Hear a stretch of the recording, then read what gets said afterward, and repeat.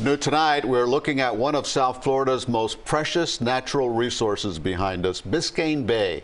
Irela Bague has been given the job of protecting Biscayne Bay.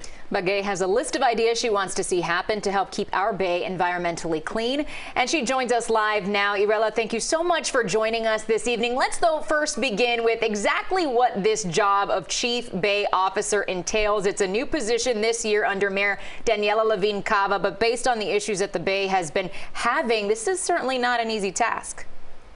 No, it isn't. And my job was a recommendation from the Biscayne Bay Task Force report, because we realized that there were a lot of different jurisdictions and entities managing this huge watershed that we call Biscayne Bay, and there was really no one coordinating or collaborating with, local, state, and federal government. And so we recommended this position to be created, and the mayor, when she was elected, offered me the job, and I was up for the challenge. And it's a big challenge, Frank. Okay, so let's talk about what's happening with Biscayne Bay, and we can talk about what's happening today.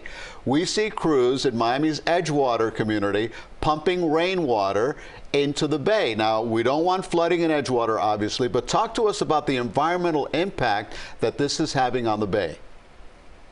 Well, Elliot, yes, when we have these types of extreme rain events, these systems that move water to provide us with flood protection get incredibly overwhelmed. And I'm talking about our canal systems and our stormwater systems. These were created, to really manage a certain level of rainwater.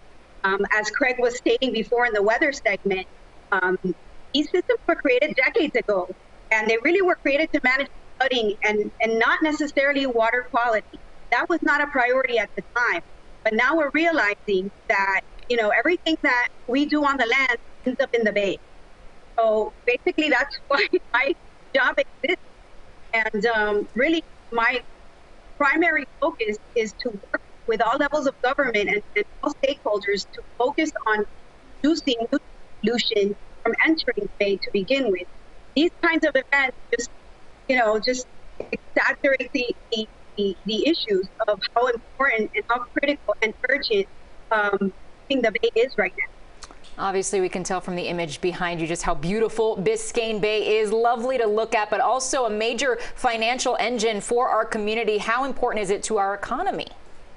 It is incredibly important, and we often take it for granted.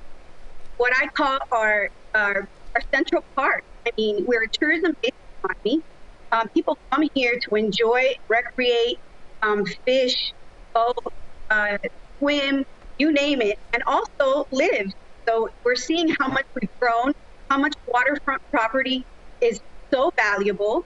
And that is why, it's incredibly important to get everyone on board on this mission that we have, because we can't afford fish kills as you're showing right now.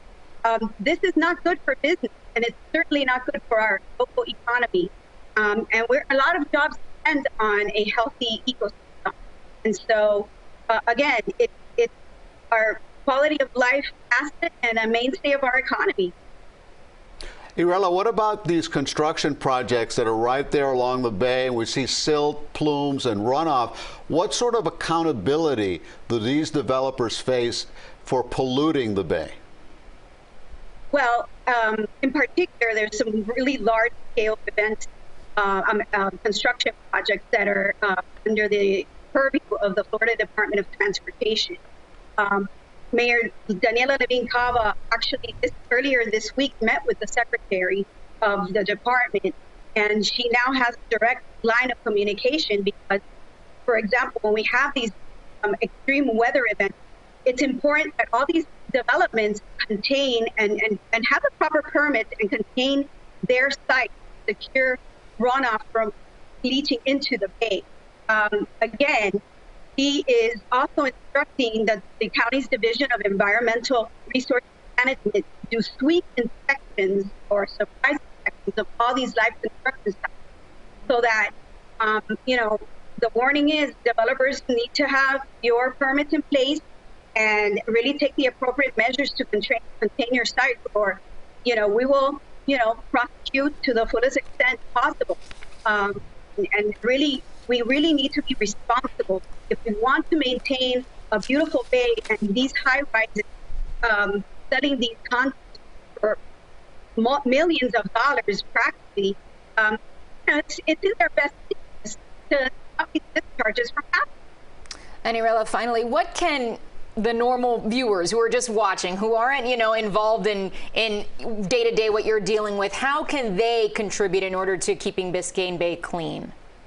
Well, I think everyone has a part to play in the restoration and the recovery of Biscayne Bay. And there's simple things we can do, like reduce the use of fertilizers. We just passed earlier this year the strongest fertilizer ordinance in the state. From April to late October during the rainy season, we shouldn't be fertilizing. It just makes no sense. It's just going to run off right off into the street and into our storm drains and into the bay. Reduce pesticides and really keep hazardous materials out of our waterways and our groundwater. Simple things. It's full of nitrogen potent. And something that's a pet peeve of mine is responsible boating. We've seen an increased amount of boating activity and jet ski activities, and our manatees are suffering this year, as you all know. So slow down and keep litter out of our waterways and our bay. Small changes can make a difference. Irela Bague, thank you so much for joining us.